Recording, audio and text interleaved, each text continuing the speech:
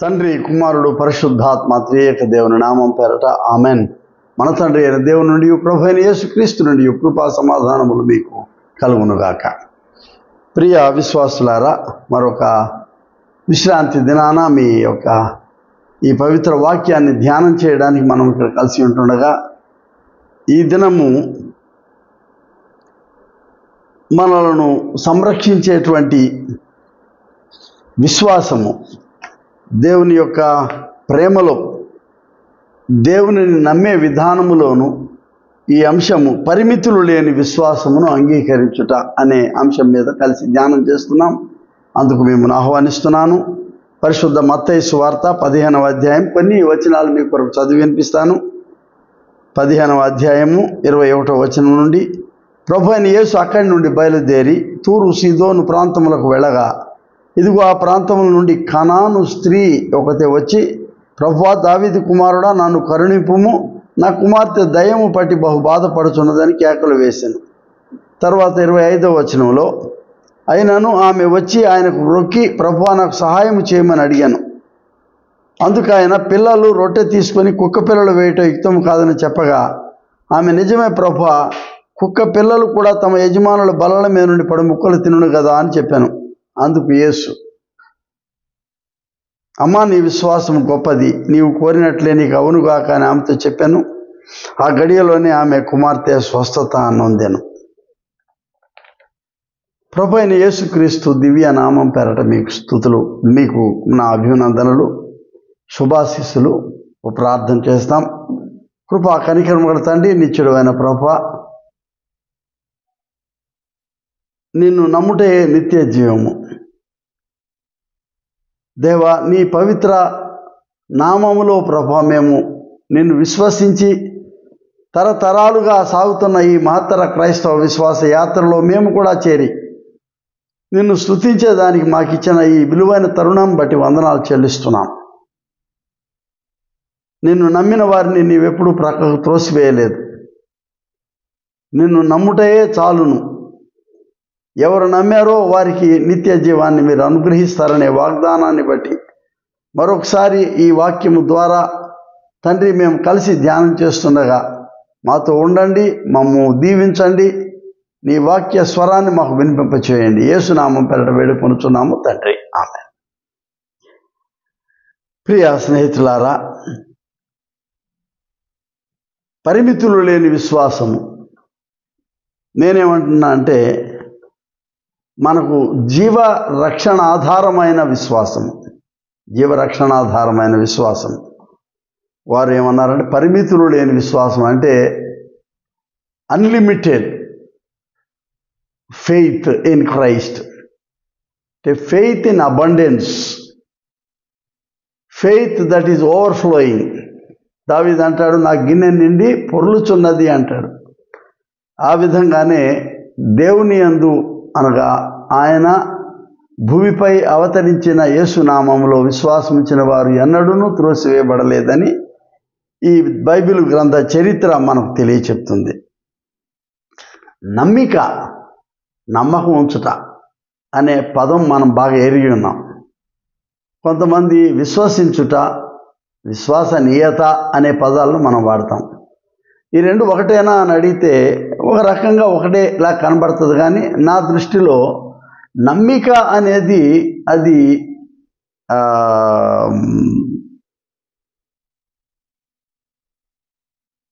క్రియతో కూడినది కాదు, కానీ మన మనసులో ఉండినటువంటి ఒక గొప్ప నమ్మిక.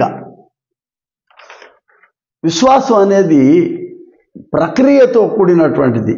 ఈ విశ్వాసముతో పాటు వచ్చేటటువంటి ఒక సత్క్రియ మనం దాని ద్వారా మనం చేస్తున్నట్టుగా మనం గమనిస్తున్నాం మనం. కాబట్టి నమ్మిక అనేది ఒక రకంగా చెప్పాలంటే నువ్వు మనసులో దానిని అంగీకరిస్తున్నావు, ఒక దృఢ చిత్తాన్ని నీ మనసులో ఉంచుకున్నావు, ఒక గట్టి పట్టు ఈ విషయం మీద నీకున్నది. అయితే దీన్ని కార్యాచరణ చేయడానికి విశ్వాసం అనేది కావాలి. దృఢ నమ్మిక, ఫర్మ్ కన్విక్షన్ లేక ఫర్మ్ పర్సుయేషన్ అనేటువంటి పదాలు మనం చూస్తున్నాం. హెబ్రీ పత్రిక 11వ అధ్యాయంలో పౌలు అంటాడు, అన్ని విషయాలకు కూడాను ఈ విశ్వాసం అనేది ఆధారం అని చెప్తా ఉన్నాడు. అన్ని విషయాలకు ఈ విశ్వాసంతోనే ఆయన ఓ పెద్ద అధ్యాయాన్ని ఆ విశ్వాసం మీద పౌలు గారు రాయడాన్ని మనం గమనిస్తూ ఉన్నాము. అయితే దాని అంతటికంటే ముందుది ఏంటంటే, ఈ హెబ్రీ పత్రిక మరి పౌలు గారు రాయడంలో, ముఖ్యంగా ఈ 11వ అధ్యాయం పౌలు గారు రాయడంలో సామాన్య జనానికానికి ప్రభు అయిన యేసు క్రీస్తు గురించినటువంటి ఆలోచన తెలియజెప్పడంలో దీన్ని ఒక విత్తనములాగా, ఒక బీజంలాగా దీన్ని వేశాడు. విశ్వాసమనున్నది నిరీక్షింపబడు వాటి యొక్క నిజస్వరూపము, అదృశ్యమైనవి ఉన్నవనుటకు రుజువునై ఉన్నది. ఇందాక నేను చెప్పినట్లు నమ్మిక అనేటటువంటిది మనసులో నీవు దాని గురించినటువంటి ఆలోచన మాత్రమే. విశ్వాసం అనేది నీ యొక్క క్రియతో పాటు కూడినటువంటిది ఈ యొక్క ఆలోచన. మనకు నూతన నిబంధనలో పౌలు వాడినటువంటి ఈ భాష, విశ్వాసము అనే పదానికి పెయిథో అనే గ్రీకు పదం నుంచి, ఇది ఎందుకు చెప్తున్నానంటే కొన్ని పదాలు మనకు అందులో ఒరిజినల్గా వ్రాయబడిన వాటి నుంచే విశ్లేషణ మనకు అవసరం. ఆ పదం మనకు తెలిసిన పిస్టిస్ అనే పదం వచ్చింది పెయిథో అనే పదం నుంచి. దాని మరో ఆలోచన ఏంటంటే, మనం ప్రార్థనలు చేసేటప్పుడు ప్రార్థన ముగింపులో ఆమెన్ అంటాం. మనం ఆమెన్ అంటే జనరల్గా ఏంటంటే అది సిద్ధించునుగాకానో, లేకపోతే అది నెరవేరునుగాకానో, అది అవునుగాక అన్నటువంటి ఆలోచన అర్థం వస్తుంది మనకు. మీరు ఆశ్చర్యపోతే హిబ్రూ పదం ఆమెన్ అనే దాన్ని ఎమ్యూనా అనే పదం నుంచి వచ్చింది. ఈ పిస్టిస్ అని గ్రీకులో చెప్పింది, ఇక్కడ ఎమ్యూనా అనేది దగ్గర మంచి జంట పదాలు కలిసిన ఒకే అర్థాన్ని ఇచ్చేటటువంటిదిగా మనకు కనబడుతుంది. ఈ ఎమ్యూనా అంటే ఏంటంటే ఒక నిరంతరమైనటువంటి ఆధారపడే విశ్వాసం, నమ్మకం. అది అంటే పూర్తి ఆధారం. అంటే చంటి పిల్లవాడు గోడ మీద నుంచొని తండ్రి ఇట్ట చేతులు చాచగానే రా అనగానే వెనక ముందు చూడకుండా పిల్లవాడు దూకేస్తాడు తండ్రి మీద. గొర్రెలు కాపరి గొర్రెలు నడిపించేటప్పుడు ఆయన వెనకాలండి కర్రలతో ఏం కొట్టడు. ఆయన తన ముందు నడుచుకుంటే వెళ్ళిపోతూ ఉంటాడు. ఆ కర్ర శబ్దం చేస్తుంటాడు, నోటితో శబ్దం చేస్తుంటాడు. అవి అతన్ని నమ్మేసి, అంటే గొర్రెలాగా గుడ్డిగా నమ్మి అనే పదం ఉంది, సామెత ఉంది మనకు. అలా నమ్మేసి అతని యజమాని వెనక్కి వెళ్ళిపోవటం అనేది గొర్రెల కాపరి వెంట. ఇలాంటి ఉపమానం చెప్తున్నా అనుకోకాకండి. సారూప్యము మనం పెంచుకునేటువంటి ఒక కుక్క కూడా తన యజమాని మీద చూపేటటువంటి ఒక అపారమైనటువంటి విశ్వాసమే పరిమితులు లేని విశ్వాసం అని మనం అన్నమాట. టు బి ఫర్మ్, నిర్దిష్టమైనటువంటి విశ్వాసము, నమ్మకము. అయితే నా మొదటి ఆలోచన ఏంటంటే, ఈ విశ్వాసము గురించినటువంటిది దేవుని కృప వలన జనించిన జీవరక్షణ, విశ్వాస సాఫల్యత. దేవుని కృప వలన. చాలాసార్లు మనం ఏమనుకుంటామంటే మనమే నమ్ముతున్నామేమో దేవుణ్ణి అనుకుంటాం. కానీ కల్విన్ వంటి మహాభక్తులు వాళ్ళు ఏం చెప్తున్నారు, చాలామంది వేదాంతులు ఏం చెప్పారంటే, దేవుడు మన హృదయంలో ఈ విశ్వాసాన్ని జనింప చేయకపోతే దేవుని మీద ఈ నమ్మకం మనం పెట్టేవాళ్ళం కాదు. ఆదికాండం 12వ అధ్యాయంలో దేవుడు అబ్రహాముని నీవు ఉన్న స్థలం నుంచి, నీవు ఉన్న స్థితి నుంచి నువ్వు లేచి నా వెంబడ వచ్చేసేయ్ అని అడుగుతా ఉన్నాడు. అబ్రహాము ఆ పదం వాడడం ఇష్టం లేదు, గుడ్డిగా నమ్మటం అనేది ఇష్టం లేదు. కానీ పూర్తిగా దేవుని అందలి తాను చూపినటువంటి ఆ విశ్వాసాన్ని యొక్క అనుచరణలు అన్నీ విస్మరించి ఇక ఆయన వెనకాల, దేవుడి వెనకాల తను రావడానికి తనతో ఉన్న బంధుమిత్రాది జనాలందరినీ తీసుకొని బయలుదేరాడు. అదే హెబ్రీ 11 పౌలు కూడా దాన్ని రిమైండ్ చేస్తూ ఉన్నాడు. ఏం చెప్తున్నాడంటే, అబ్రహాము పిలువబడినప్పుడు విశ్వాసమును బట్టి ఆ పిలుపునకు లోబడి తాను స్వాస్థ్యముగా పొందనై ఉన్న ప్రదేశమునకు బయలుదేరను, మరియు ఎక్కడికి వెళ్ళవలెనో అది ఎరుగకయే బయలుదేరను. అంటే తను ఎక్కడికి వెళ్ళాలా దాని గురించినటువంటి ఎంక్వైరీ చేయటం ఇదన్నీ ఏమీ లేదు. దేవుడు రమ్మన్నాడు, ఆయన వెనక మనం వెళ్ళిపోవాలి, అంతవరకే అనేది చూస్తున్నాం. తర్వాత అబ్రహాం జీవితంలోనే మనం చూస్తున్నాం. నీకు అతి ఇష్టమైనటువంటి నీ కుమారుణ్ణి నాకు తెచ్చి బలి ఇమ్మని అడగటం, అది ప్రైమోర్డియల్ కాలం, అంటే అనాది కాలంలో దేవుడు అలా అడిగాడనే దాన్ని నేను నమ్ముతున్నాను. ఎందుకంటే ఈ మోడర్న్ డేస్లో, ఆధునిక కాలంలో ఇటువంటి కోరికలు దేవుడు కోరతాడనో అటువంటిది కాదు, కానీ అనాది దినాల్లో ఆ ఆలోచన ఉన్నది. దేవుడు నీకు ఇష్టమైన దాన్ని తెచ్చి నాకు బలి ఇవ్వమన్నప్పుడు ఆయనకి ఎవరు ఇష్టం అంటే అతి ప్రియుడైన వాడు తన యొక్క భార్య శారాతో కలిగినటువంటి కుమారుడు ఇస్సాకుని బలి ఇవ్వడానికి ఆయన ముందుకు వస్తున్నాడు. మనం ఎరిగిన కథ, మనం ఎరిగినటువంటి అనుభవము. ఇంకా ఇస్సాకును బలి ఇవ్వడానికి ఆయన కత్తి ఎత్తే సమయానికి దేవుడు దాన్ని ఆపు చేయడాన్ని మనం చూస్తున్నాం. అంటే ఎంతటి ప్రగాఢమైన విశ్వాసము దేవుని పట్ల అబ్రహాముకు చూపించి, అందుకే ఆయన విశ్వాసులకు జనకుడు అనే పేరు పెట్టారు. The father of all faithful. ఆయన పేరే అబ్రాము అనేది అనేకులకు తండ్రి. అబ్రహాము అని అంటే ఇంకా సర్వజనాంగాలకి, తరతరాలకు విశ్వాసులందరికీ కూడా ఆయన తండ్రిగా పేరుని ఆయన నమోదు చేశాడు.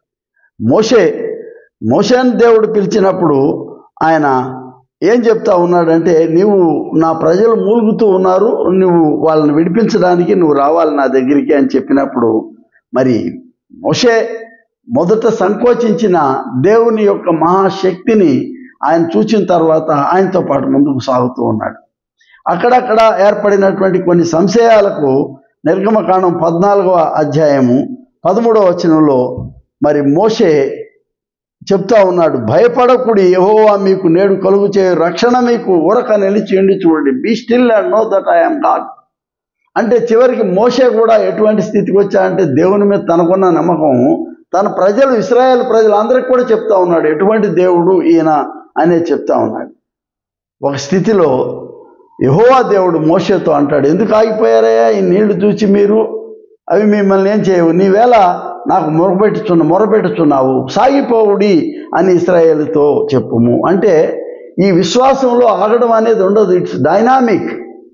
విశ్వాసం అనేటువంటిది అది ప్యాసివ్ కాదనేది అర్థం అవుతుంది. విశ్వాసం అనేది ప్యాసివ్ అంటే అర్థం ఏంటంటే ఊరికే కూర్చొని మనం క్రికెట్ చూడడం ప్యాసివ్, కోర్టులో దిగి క్రికెట్ ఆడడం యాక్టివ్. ఈ విశ్వాసం అనేది నమ్మటం అనేటటువంటిది సామాన్యమైన విషయమే, కానీ దాన్ని ఆచరించడం అనేది ఇదిగో అబ్రహాము మోషేల్లో మనం చూస్తున్నాం. ఆయన అంటాడు, నమ్ముట నీ వలననైతే సమస్తము సాధ్యం అనేటటువంటి మాట ప్రభు నోటి నుంచి వచ్చింది మనం గమనిస్తున్నాం. మరి ఎర్ర సముద్రాన్ని దాటడం అనేది కేవలము విశ్వాస ప్రక్రియ మాత్రమే. దాన్ని నేను చెప్తాను, నభూతో న భవిష్యత్, ఒక అద్వితీయ క్రియ, ద్వితీయము లేదు. అది ఎన్నటికీ ఎప్పటికి కూడా దాన్ని తిరిగి మరల రిపీట్ అయినటువంటి క్రియ కాదు ఇది. ఇశ్రాయేలు సమాజం తమ కండ్లారా చూచి దాన్ని నమ్మి ఆ సముద్రంలో పడి వాళ్ళు బయలుదేరటం, ఆరిన నేలను అంటే ఏమో సముద్రం మీద పడద్దు అనేటువంటి ఆలోచన, భయం ఏమి లేకుండా they believed in the living God, సజీవుడైన దేవుణ్ణి వాళ్ళు నమ్మారు. ఆ ఎర్ర సముద్రాన్ని వాళ్ళు దాటి వచ్చారు. రాజుల 2వ గ్రంథంలో ఈ నామాను అనే వ్యక్తి సిరియా సైన్యాధిపతి, అతనంతా గొప్ప వీరుడే, కానీ ఆయనకు చిన్న చర్మ వ్యాధి, కుష్టి వ్యాధి ఉండినట్లు ఆయన తెచ్చి ఇశ్రాయేల్ని తెచ్చినటువంటి ఒక చిన్నదాన్ని నా ఇంట్లో ఉన్నప్పుడు ఆ పాప చెప్తా ఉంది, ఏమనంటే మా దేశంలో ఒక గొప్ప ప్రవక్త ఉన్నాడు, తప్పకుండా యజమానుని బాగు చేస్తా అని చెప్పిన మాటని యజమానురాలు విన్నది. ఈయన సంకోచించాడు, కానీ ఆయనను తీసుకొని వెళ్ళినటువంటి ఆయనతో ఉన్నటువంటి స్వకీయులు, ఆయన స్నేహితులు కూడా నమ్మారు. ఒక స్థితిలో అబానా, ఫర్పరా వంటి నదులు మా దేశంలో లేవా, ఇక్కడికి వచ్చి ఈ ప్రవక్త చెప్పినట్లు ఈ యోర్దాన్ నదిలో నేను మునగాల అన్నప్పుడు వాళ్ళ స్నేహితులు చెప్తా ఉన్నారు, ప్రవక్త చెప్పాడు, మనం చేయాలంతే. సో ఎవరో ఒకళ్ళ ద్వారా ఈ విశ్వాసమును జనించుట అనేది మనం గమనిస్తా ఉన్నాం. అతడు నమ్మి ఆ యోర్దాన్ నదిలో మునిగినప్పుడు పసిపిల్లవాని దేహం వలె ఆయన మారడం అనేది ఒక అద్భుతమైనటువంటి ప్రక్రియ. దీనినే విశ్వాసం. నమ్మడం అనేది నువ్వు ఇంకా దాన్ని యాక్షన్లో పెట్టకముందు జరిగినటువంటి ఒక విత్తనం మాత్రమే. విశ్వాసము అది క్రియతో కూడినటువంటి ఒక అద్భుతమైనటువంటి ఫలితాన్ని మనం చూస్తూ ఉన్నాం విశ్వాసంలో. 2వ ఆలోచన ఏంటంటే, విశ్వాసము కేవలము దేవుని కృప వలన జనించబడిందే కాకుండా మన జీవితాలలో విశ్వాసం అనేది ఇది సార్థకమైనటువంటి జీవ రక్షణ విశ్వాసము. అంటే ఇది సాక్ష్యార్థమైనటువంటిది కూడా, ఒక రకంగా చెప్పాలంటే సార్థకత కాకుండా సాక్ష్యార్థమైనటువంటిది. అంటే ఈ విశ్వాసములో నేను పొందినటువంటి నా యొక్క జీవిత మార్పును నేను సాక్ష్యం ఇస్తూ వచ్చినప్పుడు నా జీవితం ద్వారా ఎంతమంది అనేకులు మరల తిరిగి దేవుని వైపు ఆకర్షించబడతారు అనేది మనం చూస్తున్నాం. ఇప్పుడు మనం గమనించినప్పుడు ఈ స్త్రీ ఈ కనాను దేశస్తురాలంటే అన్యురాలు ఈవిడ. అంటే ఇస్రాయేల్ బోర్డర్స్లో ఉండినటువంటి దేశం. ఇవాళ లెబనాన్ అంటాం కదా. ఒక స్త్రీ పరిగెత్తుకొని వచ్చి తన కుమార్తెకు ఉండినటువంటి దుస్థితి గురించి ఆయన చెప్తూ ఉన్నప్పుడు అక్కడ ఒక ఆలోచన వచ్చింది. ఏంటంటే, అమ్మ నేను ఇశ్రాయేలీల కొరకే వచ్చాను కానీ నేను అన్యులందరి కొరకు రాలేదన్న ఆలోచన ప్రభువారు అలా చెప్పడం అనేది మనకు నిజంగా నచ్చకపోయినా జరిగినటువంటి విషయం అది అక్కడ. కానీ అక్కడ ప్రభువు ఆమెకి నేర్పించినటువంటి ఒక పరీక్షలాగా అని నేను అనుకుంటున్నాను ఆ అమ్మాయితో. ఏంటంటే, అసలు ఈమె దేవుణ్ణి, సజీవుడైన దేవుని నమ్మగలిగినటువంటి శక్తి ఈమెలో ఎంత ఉన్నదో గమనిస్తున్నాడు ప్రభు. అప్పుడు అంటాడు, కుమారి నీ ఈ విశ్వాసము, అనగా ఆయన అంటున్నాడు, ఈ విశ్వాసము గొప్పది, నీవు కోరినట్టే నీకు అగునుగాక. కుమారి నీ విశ్వాసము గొప్పది. అన్యుల్లో కూడా ఒక విశ్వాసాన్ని చూడదగినటువంటి స్థితి ప్రభువుది. అది నా వాళ్ళు కాదని ఆలోచన చేయడు. ఎందుకంటే దేవుడు అందరికీ ప్రభువు కాబట్టి. Is a universal God. ఆయన సర్వలోకములను నశించిన దాన్ని వెతికి రక్షించడానికి వచ్చినటువంటి దేవుణ్ణి ఆయన ఒక జాతికి లేక ఒక దేశానికి పరిమితం చేయడం కాదు. ఈ దినాలలో ఈ టెలివిజన్ ప్రోగ్రామ్స్లో కొంతమంది ఆర్గ్యూ చేస్తూ ఉన్నారు, చూశారు. అంత దూరం నుంచి ఎక్కడో బయట దేశం నుంచి ఇక్కడికి రావాలా ఈ విశ్వాసం ఇక్కడ చెప్పడానికి? మా దేశంలో వాళ్ళకి అర్థం కానిది ఏంటంటే, ఇక్కడ మా దేశం అనేది లేదు. ఇక్కడ రకరకాలుగా విస్తరించినటువంటి అనేక దేశ భాగాలు అన్నీ కలిపి ఇవాళ ఆధునిక దినాల్లో మనం భారతదేశం అని చెప్పుకుంటున్నాం. మనం ఏమి ఇశ్రాయేల్ దేశం కూడా ఒకప్పుడు అక్కడి నుంచి మరి పర్షియా నుంచి పాలించబడినప్పుడు ఇశ్రాయేల్ని పాలించారు వాళ్ళు. మన దేశాన్ని కలిపి పాలించినప్పుడు మన అందరం వేరే దేశంలో లేమా? ఎస్తేరు రాణి చరిత్ర చూసినప్పుడు దీన్ని ఏమన్నానంటే దైహిక శుద్ధి. ఈ విశ్వాసం ద్వారా ఉత్పన్నమైనటువంటిది ఒక దైహిక శుద్ధి మనం చూస్తూ ఉన్నాం. ఆ చంటి బిడ్డ జీవితాన్ని ఆయన బాగు చేయడమే కాకుండా, మరి అలాగే మత్తయి మనం లూకాసు వార్త 8వ అధ్యాయంలో ఇవన్నీ కూడాను ఈ సారూప్యాలు లేక ఉపమానాలు లేక జరిగినటువంటి ఈ యొక్క స్వస్థతలు చూసినప్పుడు ఒక స్త్రీ ప్రభు వారి దగ్గరికి వచ్చి ఆయన పాదముల దగ్గర చేరింది.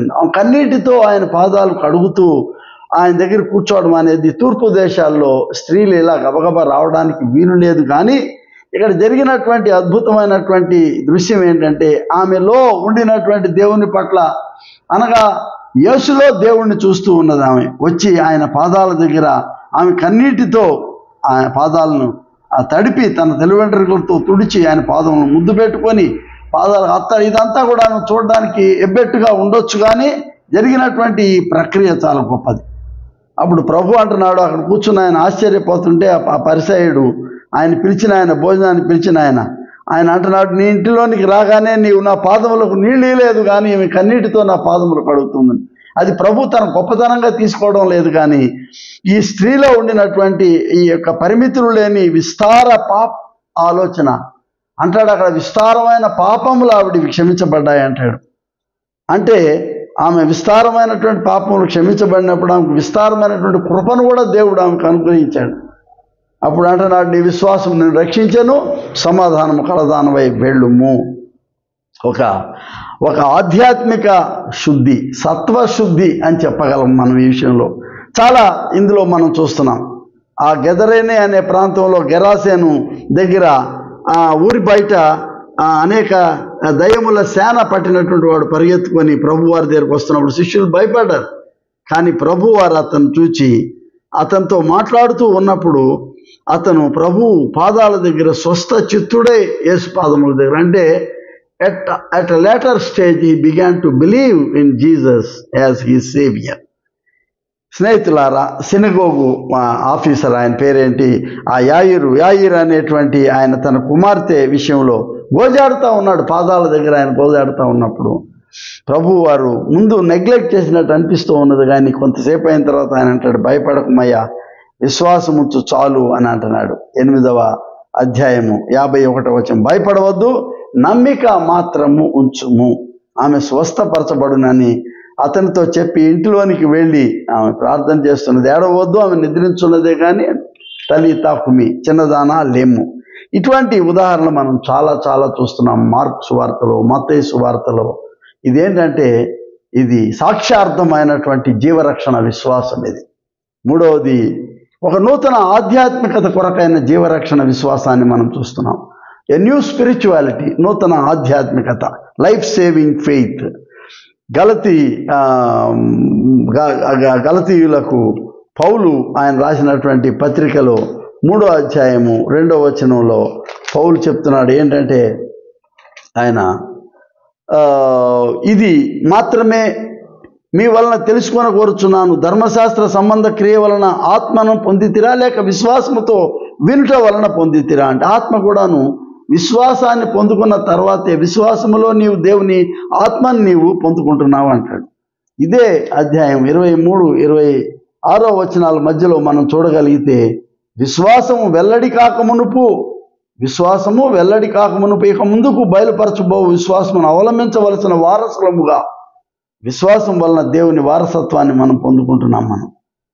పౌలు భక్తుడు చాలా స్థలాలలో అనేక రకాలైనటువంటి విధంగా చెప్తున్నాడు. ఆయన విశ్వాసమునకు కర్తయు దానిని కొనసాగించువాడునైన యేసు వైపు చూచుచు అంటాడు. హెబ్రీ పత్రిక 12వ అధ్యాయం 2వ వచనంలో, our faith is something that it becomes an instrument enables us to believe in him as our savior, personal savior. ఆయన మన వ్యక్తిగతమైనటువంటి ఆయన రక్షకుడు. అందుకే నేను ఇందా చెప్పాను, నమ్మిక అనేది ఒక నిష్క్రియ కానీ ఇట్స్ ఫెయిత్.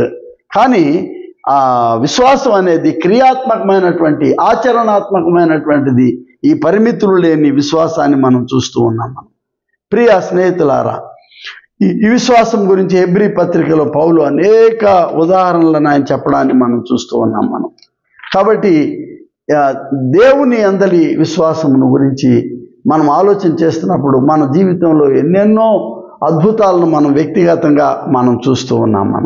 ఈ విశ్వాసం అనేటటువంటిది ఏంటంటే, మనము కేవలము ఒక నమ్మికతో ఆగిపోయేది కాదు, కానీ ఇది ఒక ప్యాసివ్, అంటే ఎక్కడో మనం స్తబ్దుగా ఉండిపోయేటటువంటి విషయం మాత్రమే, సంఘటన మాత్రమే కాదు, కానీ ఆయన మీద దినదినము మనం అల్లుకునేటటువంటి ఒక జీవితం అది విశ్వాస జీవితం అనేది.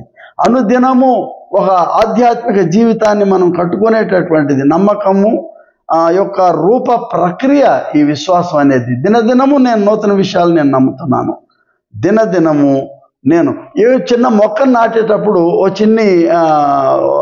ఒక విత్తనం వేసేటప్పుడు నేను ఎందుకు వేస్తున్నానంటే, అది చెట్టు అవుతుంది, అది ఫలిస్తుంది, అది చక్కటి పుష్పాలను ఇస్తుంది, అది చక్కటి పండ్లు ఇస్తుంది అనేటువంటి ఆ యొక్క ఆలోచనలో నేను ఆ విశ్వాసాన్ని నేను నమ్ముతున్నాను.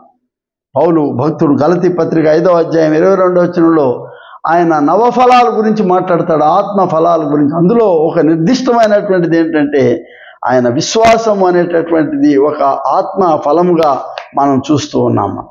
ఒక spiritual specific gift that we have in our earthly అబోర్డ్.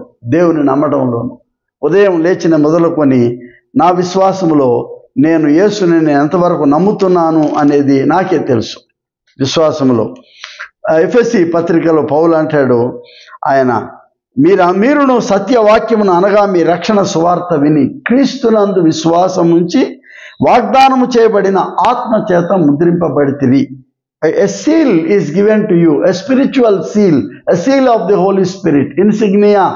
దేనివల్ల వస్తుందంటే, మీరు ప్రభువునందు అంటే క్రీస్తునందు మీరు విశ్వాసం ఉంచారు కాబట్టి ఈయన నా మనిషి అనేటటువంటి ముద్రను పరిశుద్ధాత్మ నీకు అనుగ్రహించిన విధానాన్ని మనం చూస్తూ ఉన్నాం. ఎంతమంది ఆయన యొక్క దైహిక స్థితిలో ఉన్నప్పుడు ప్రభు దగ్గరకు వచ్చి స్వస్థపడిన అనుభవాలు, ఘట్టాలు మనం చాలా చూసాం ఇందులో. కాబట్టి ప్రియ విశ్వాసులారా, మనము క్రీస్తునందు ఎదగడానికి, క్రీస్తు విశ్వాసములో మనం పెంపొందించబడడానికి ఈ విశ్వాసం మనకు చాలా ఒక సాధనం మనకి. అందుకే పౌలు అంటాడు, హెబ్రీ 11:6 విశ్వాసం లేకుండా దేవునికి ఇష్టుడై ఉండుట అసాధ్యము అని చెప్తున్నాడు. విశ్వాసము లేకుండా దేవునికి ఇష్టుడై ఉండుట అసాధ్యము అని చెప్తున్నాడు. కాబట్టి ఆయన అంటాడు, ఈ కుష్టు వాళ్ళు ఒకడు బాగుపడినప్పుడు ఇంతమంది నేను 10 మంది ఇక్కడ బాగుపడ్డారు కదా, ఈ అన్యుడు తప్ప ఎవరు మళ్ళా తిరిగి రావడం లేదంటాడు. అంటే విశ్వాసం అనే దానికి జాతి, మత, కుల గుర్తింపులే ఉండవండి. నాకు నా దేవునికి ఉండినటువంటి ఒక అవగాహన, నాకు నా దేవునికి ఉన్నటువంటి ఒక సత్యమైనటువంటి సంబంధాన్ని నేను పెంపొందించుకుంటున్నాను ఈ విశ్వాసంలో. జ్ఞానులు నక్షత్రాన్ని చూసి బయలుదేరారు. యూదుల రాజు అయిన వాడు ఎక్కడున్నాడు, ఎక్కడ పుట్టాడని ఏముంది వాళ్ళ మనసులో ఏముందంటే, they believed that the saviour, the king of Kings was Born. యూదుల రాజుగా పుట్టిన వాడు ఎక్కడ, ఒక విశ్వాసంతో ఒక అన్వేషణ ప్రారంభించారు. ఆయన దగ్గరకు వచ్చారు.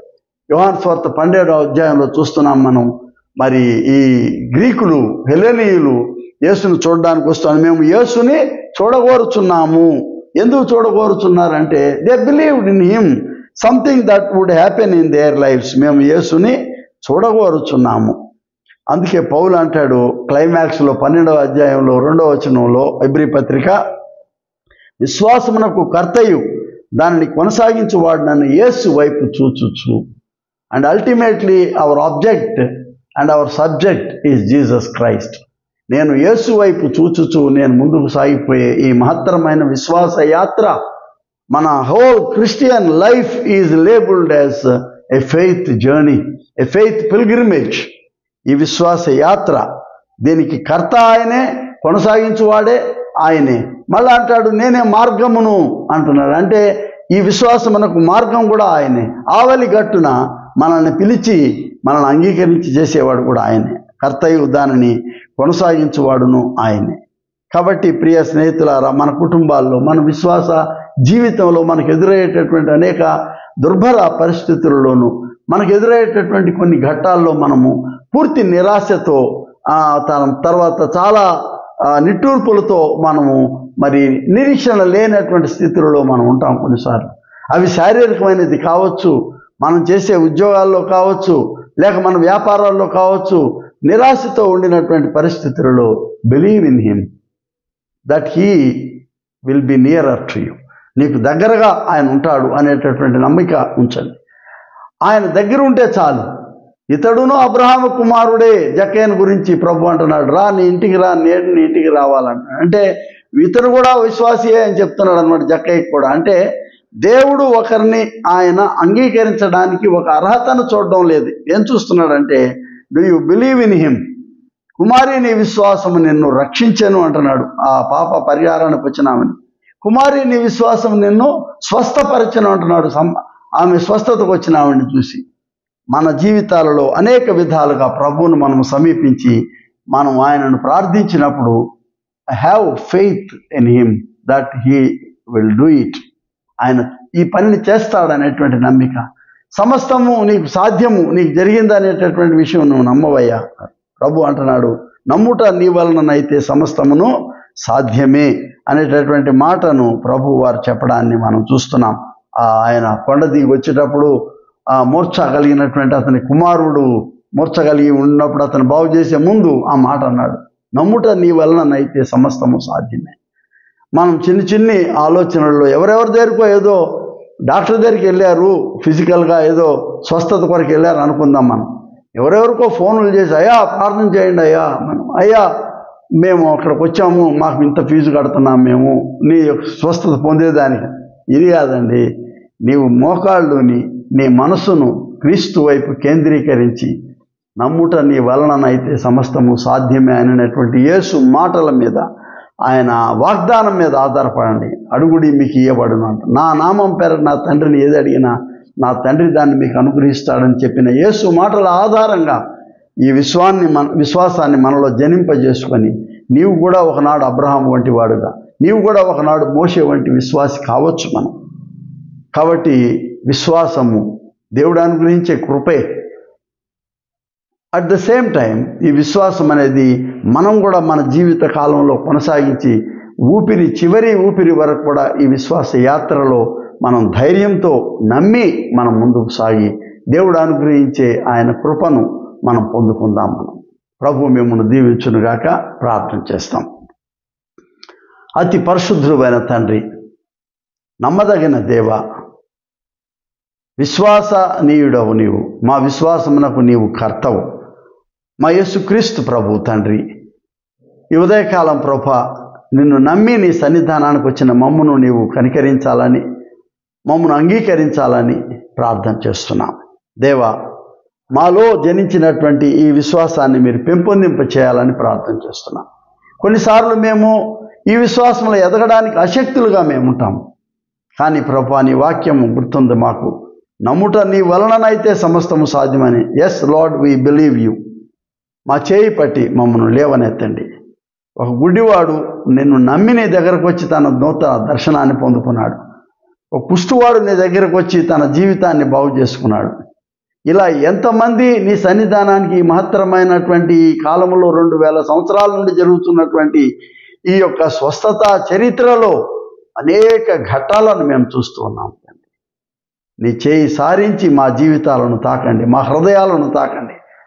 నీవు మాలో పొందుపరిచినటువంటి విశ్వాసం అనే ఈ విత్తనాన్ని పెంపొందింప చేయాలని, అనేకులకు మేము కూడా నీ వైపు వారిని తిప్పగలిగే ఈ విశ్వాస హేతువుగా మమ్మను కూడా మార్చుకోమని యేసునామం పేరట వేడుకొనుచున్నాం పరమ తండ్రి. ఆమెన్.